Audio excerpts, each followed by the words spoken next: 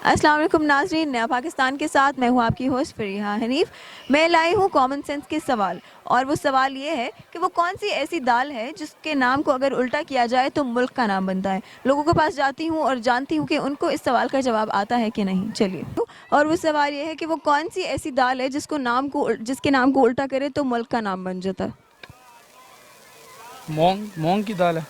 कैसे, कौन सा मुल्क बनता है उससे? दाल को उल्टा करें तो वो कौन सी ऐसी दाल है जिसके नाम को हम उल्टा करें तो मुल्क का नाम बन जाता है? I don't know. सोचे तो सही। क्या कह सकते हैं। कोई भी गैस मारे, क्या पता आपका गैस सही निकला है। नहीं अंदाज़ा। दा, चना दाल मसूर। मसूर मसूर तो नहीं है। उल्टा करके बताएं कौन सा मुल्क बनता है। उल्टा करके वो तो आप कर लेना उल्टा उसे। हैं? नहीं, मसूर नहीं है।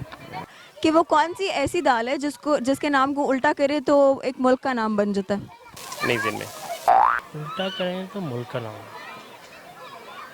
सोचे तो सही, कोई गैस मारे, क्या पता आपकी गैसेस में से कोई।